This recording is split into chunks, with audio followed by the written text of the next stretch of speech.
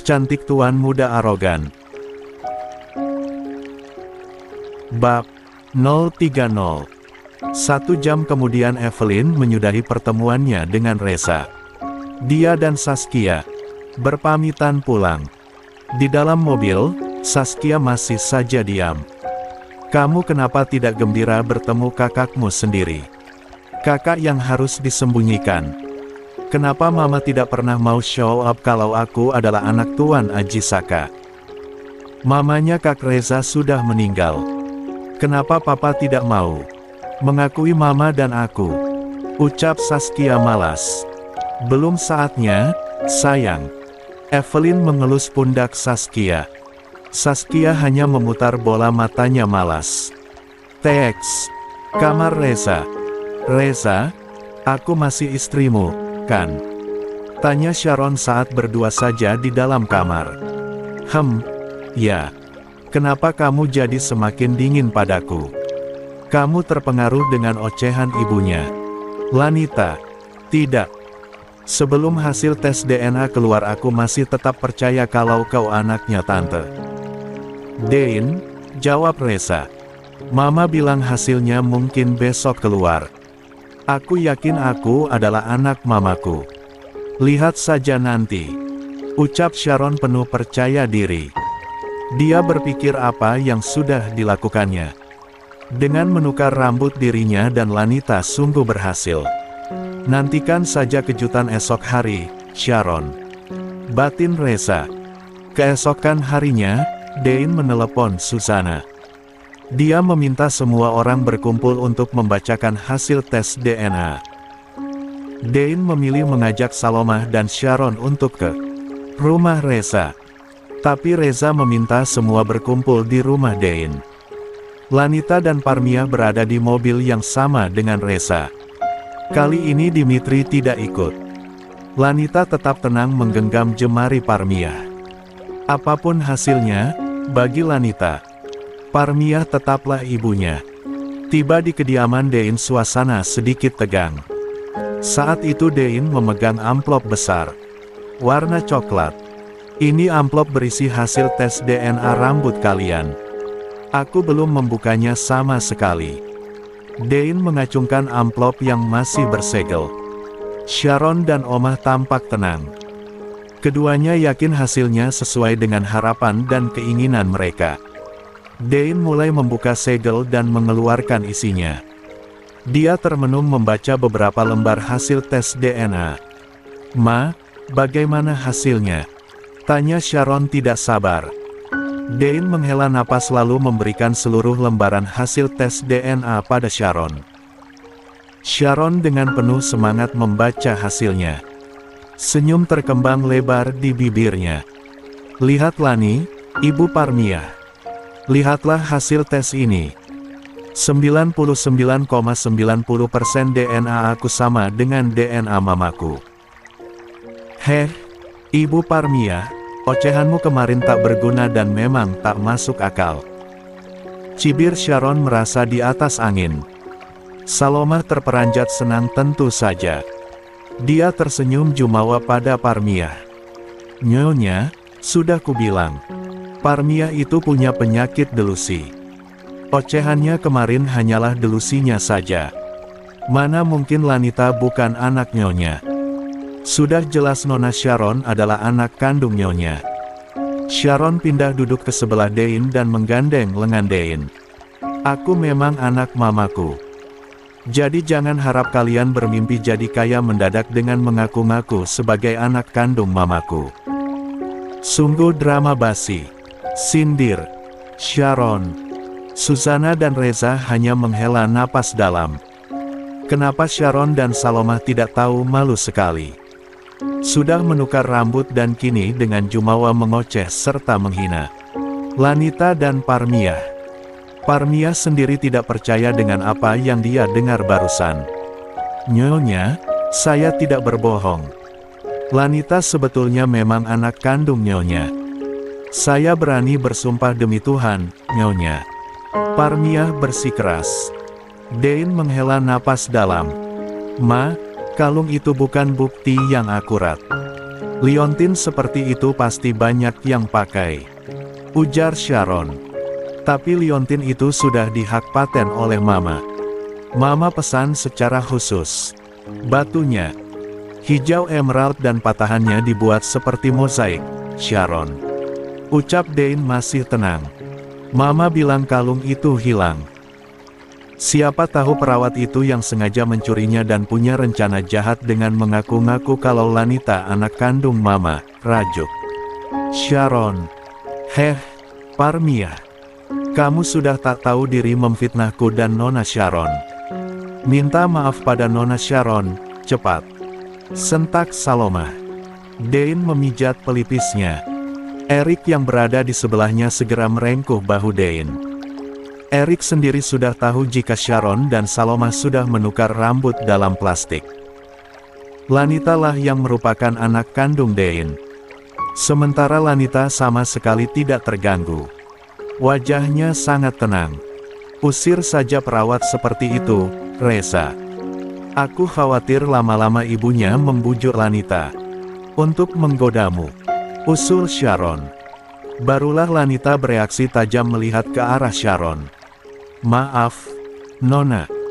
Saya bekerja dengan jujur merawat Tuan Reza. Sedikitpun tidak pernah terlintas di benak saya untuk menggoda Tuan Reza. Saya sangat menghormatinya, bantah Lanita tegas. Halah, sok. Reza itu tampan, kaya raya. Munafik kalau kamu tidak terpesona oleh Reza. Cibir Sharon yang tidak suka Lani masih mengenakan kalung yang liontinnya sama dengan liontin milik Dane. Nyonya, Anda harus bertindak tegas pada mereka. Ini tidak bisa dibiarkan. Mereka sudah memfitnahku dan Nona Sharon, Nyonya. Timpal Omah. Parmia menangis berderai-derai air mata. Dia menggeleng berkali-kali. Bagaimana Omah? Aku harus bertindak tegas dengan kejahatan Parmia yang sudah memfitnahmu dan Sharon. Tanya Dane tenang. Iya, tentu saja, Nyonya. Harus. Kalau dibiarkan, nanti mereka berulah lagi. Saloma berkata dengan berapi-api. Dane manggut-manggut. Dia melirik Eric. Eric mengangguk lalu berdiri dan menuju kamar Dane. Tak lama dia muncul lagi membawa amplop besar warna coklat bersegel dan memberikannya pada Dane. Sharon dan Omah keheranan. Itu amplop apa lagi, Ma? Kamu mau tahu? Tanya Dane tersenyum sambil membelai kepala Sharon lembut. Sharon mengangguk-angguk. Omah, kau ingat kemarin aku menyenggolmu saat kau sedang mengiris bumbu lalu tanganmu kena pisau dan berdarah? Tanya Dane. Omah mengangguk. Oh, kemarin juga kita mengambil darah untuk cek kolesterol kan sayang? Tanya Dane pada Sharon.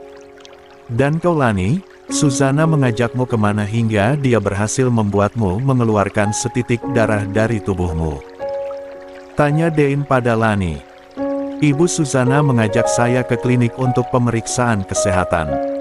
Saya memang cek darah di sana, jawab Lani bingung. Aku mengambil sampel darah kalian dan mengujinya langsung tanpa harus menunggu berhari-hari. Tes DNA dengan darah hanya memerlukan waktu tidak lebih dari 24 jam. Sudah dari kemarin-kemarin aku mengetahui hasilnya. Dane membuka segel amplop dan mengeluarkan isinya. Lihatlah, Sharon, Omah. Apa yang bisa kalian temukan dalam hasil lab yang berbeda? Apakah tes DNA dengan darah dan rambut hasilnya sama? Sharon dan Saloma panik, wajah keduanya memucat saat melihat hasil tes DNA yang berbeda dengan yang sebelumnya. Ma, ini apa?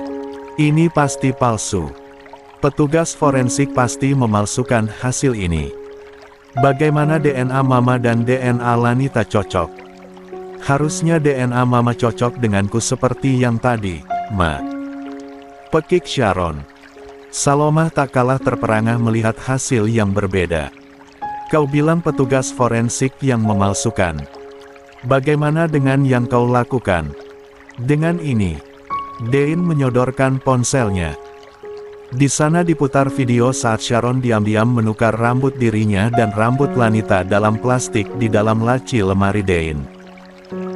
Mama sengaja menaruh kamera di sebelah lemari karena Mama ingin mengetes kejujuran kalian. Dan Mama merasa aneh malam itu kamu ingin tidur dengan Mama. Kecurigaan Mama terbukti benar. Kenapa kamu menukar rambutmu dengan rambut wanita?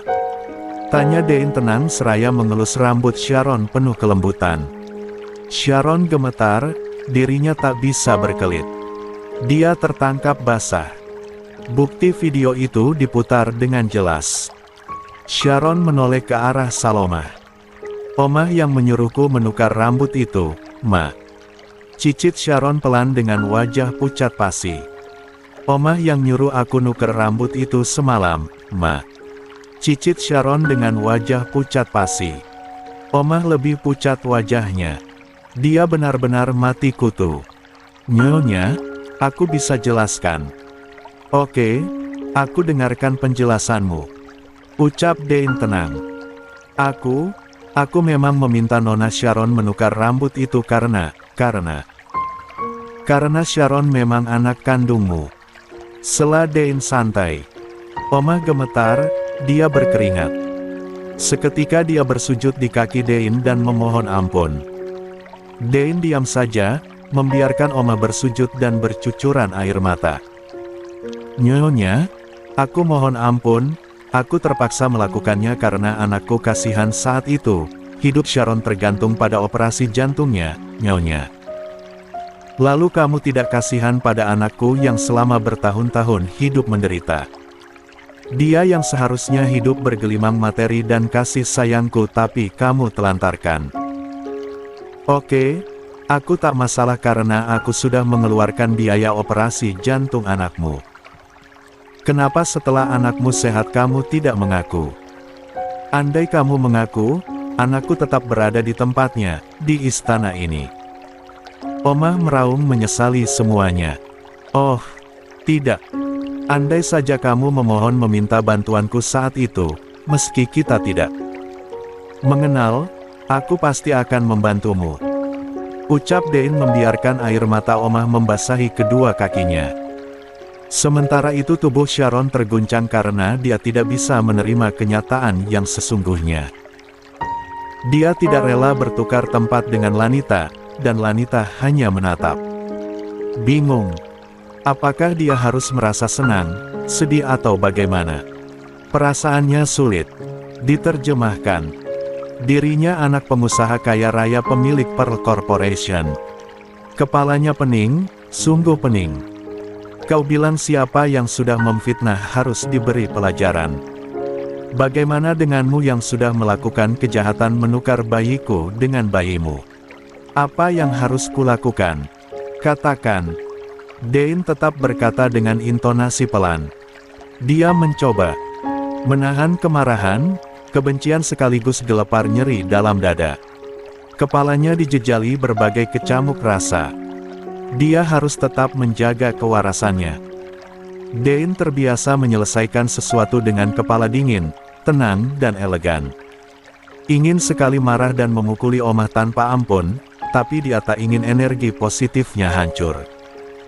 Masih banyak cara lain untuk menghukum Omah dan Parmiah mungkin.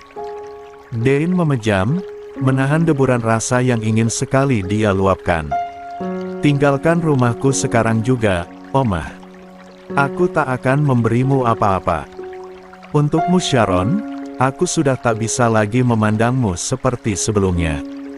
Jelas kau bukan darah dagingku, kau anak kandung wanita jahat ini. Pergilah dengan ibumu. Mama. Sharon memanggil Dein lirih. Jangan panggil aku, Mama. Bawalah semua barangmu di Karnar. Kamar itu harusnya untuk Lanita. Dein memejam. Sharon mendelik pada Lanita yang menatap Dein dengan tatapan lugu. Sok lugu sekali dia. Pasti kegirangan karena akan mendapatkan harta yang seharusnya jadi milikku. Sharon membatin geram. Aku tak mau pergi. Aku tak mau hidup miskin bersama Oma. Kamar dan segala isinya serta rumah ini adalah istanaku. Aku sang putri di rumah ini, Ma. Sharon memekik histeris. Oma semakin tergugu pilu mendengar penolakan Sharon. Nyonya, demi kasih sayang Nyonya pada Nona Sharon, biarkanlah dia tinggal di sini. Pinta Oma. Apa? Membiarkan dia tinggal di sini? Kau sudah sinting? Ya. Ucap Dane. Paling tidak, dia punya tempat berteduh yang nyaman, mohon Oma. Dane tertawa miris. Oma, kau tidak tahu malu sekali menginginkan anakmu tetap mendapatkan fasilitas mewah rumah ini. Sementara anakku sendiri selama ini hidup dalam kesengsaraan. Kau tidak punya muka, tidak punya hati. Masa jayamu sudah habis. Dane menahan rasa sesak di dada. Setidaknya Nona Sharon pernah Nyonya sayangi dari kecil, Nyonya. Oma bersikeras. Jangan sebut Sharon dengan panggilan Nona. Dia bukan Nona rumah ini. Sentak Dane. Mengepalkan tangan. Oma menegakkan tubuh tapi dia masih duduk di lantai dekat kaki Dane. Aku yang bersalah, Nyonya. Nona Sharon tidak tahu apa-apa. Dia menuruti titahku karena dia sok, selama ini dia merasa sebagai anak kandung Nyonya lalu tiba-tiba kebenaran terungkap. Tentu saja dia belum bisa menerima semua dengan waras, Nyonya. Paling tidak, berilah Sharon waktu untuk mengemasi semua barangnya. Aku akan pergi malam ini, tapi tolong beri Sharon waktu untuk bisa menerima jika dia memang bukan anak kandung Nyonya. Mohon, Oma. Dane memejam sekali lagi. Betapa dia sangat menyayangi Sharon meski Sharon sangat manja dan susah diatur. Dia mengasihi Sharon tanpa batas dan selalu mengupayakan yang terbaik untuk hidup Sharon. Baiklah, aku kasih waktu 3 hari untukmu mengemasi barang-barangmu, Sharon. Dane melunak demi kasih sayangnya selama ini untuk Sharon. Bagaimanapun Sharon hanyalah korban keserakahan Oma. Tapi ingat, sudah tidak ada lagi tempat di hatiku dan di rumah ini untukmu. Bergetar bibir Dane mengatakan hal itu. Ma, kenapa hanya 3 hari? Barangku di kamar banyak sekali. Sharon mengiba. Bawalah semuanya. Tetap kosongkan kamarmu dalam 3 hari. Aku bisa membelikan barang-barang baru untuk Lanita, sahut Dane. Sharon menangis tergugu. Dia benar-benar tidak terima. Sungguh-sungguh tidak terima. Kamu, Lanita. Kemarilah, nak. Aku ingin sekali memelukmu. Dane merentangkan tangan pada Lanita. Lanita ragu, dia menoleh pada Parmiah. Parmiah mengangguk. Lanita bangkit dari kursi dengan ragu. Dane berdiri dan memeluk Lanitanya yang manis dan cantik. Barulah air mata menetes di wajah Dane. Tangisnya tumpah ruah dan memeluk Lanita dengan erat. Sharon yang melihat itu menjadi panas hatinya, dia tidak rela melihat Dane memeluk Anita begitu erat. Sharon seketika bangkit dan memisahkan Lanita dari Dane dengan sangat keras lalu mendorong Lani hingga terjengkang. Lani yang terkejut hilang keseimbangan, dia terjatuh. Dan pelipisnya membentur meja kaca. Pelipis Lani berdarah, dia meringis. Dane terkejut, tapi Susana lebih gesit membantu Lanita berdiri. Kamu. Dane ingin sekali menamparkan Sharon, tapi tangannya hanya bisa mengepal. Dia bukan anak mamal aku yang anak mama. Aku, Ma. Jerit Sharon. Plak. Dane menamparkan Sharon. Sharon menatap nanar Dane seraya mengelus pipinya. Mama tega memukulku. Isak Sharon. Dane tak peduli, dia menghampiri Lanita yang sudah dipapah duduk oleh Susana dan Parmiah. Sus, Lani kenapa? Reza tampak khawatir. Jatuh, Tuan. Pelipisnya membentur sudut meja kaca, sahut Susana. Untung saja Erik gesit mengambilkan kotak P3K dan memberikannya pada Susana. Aku tidak apa-apa, ringis Lani. Susana dengan cekatan mengobati luka Lanita. Lani. Reza yang dari tadi memang duduk di sebelah Lani meraba-raba tangan Lani, dia menggenggam tangan Lani cemas. Sharon melihat itu. Dia menghampiri Reza dan menepis genggaman tangan Reza pada Lani. Kamu kenapa pegang-pegang tangan dia? Ucap Sharon cemburu. Dia terluka Sharon. Aku tentu saja khawatir. Tapi yang terluka bukan tangannya. Sharon tak terima Reza tampak perhatian pada Lani. Aku yang seharusnya kamu khawatirkan, bukan dia. Pekik Sharon. Omah, bawa anakmu dari ruangan ini. Dia mulai kalap. Aku tak mau anakku terluka olehnya. Titah Dein pada Omah. Omah gegas berdiri dan menarik lengan Sharon. Jangan sentuh aku. Tepis Sharon. Omah tetap menarik lengan Sharon hendak memeluknya. Lepas. Kau bukan ibuku. Aku hanya anak Mama Dein. Teriak Sharon. Omah menangis karena merasa pedih melihat Sharon menangis. Dia memeluk dan setengah menyeret Sharon. Percuma kamu teriak-teriak. Sudah tak ada lagi yang mendengar dan peduli padamu, nak. Sadarlah. Omah dengan susah payah memeluk dan membawa Sharon pergi dari ruangan itu. Waks. Mobil Reza. Susana duduk di depan bersama Rashid. Parmiah di belakang. Sementara Reza duduk di tengah di sisi Lanita. Lani. Panggil Reza seraya menyentuh tangan Lani. Lani tergeragap. Dia kikuk dengan sentuhan tangan Reza tapi tak berani menepis. Kau tidak apa-apa. Apa kita ke rumah sakit? Lukamu harus dijahitkah? Tanya Reza. Tidak apa-apa, Tuan. Hanya sedikit pusing tapi lukanya tak seberapa, jawab Lanita. Dia terus memandangi tangan Reza yang menggenggam jemarinya erat. Kenapa aku berdebar-debar tanganku digenggam Tuan Reza? Lani membatin risih. Aku lebih mencemaskanmu setelah tahu kau anak Tante Dein. Besok aku harus memeriksa mataku. Aku ingin cepat-cepat dioperasi. Lanita akan memiliki banyak musuh setelah rahasia hidupnya terkuak. Aku tak ingin pura-pura buta lagi. Aku harus melindungi Lanita. Reza bertekad dalam hati dan genggaman tangannya semakin erat.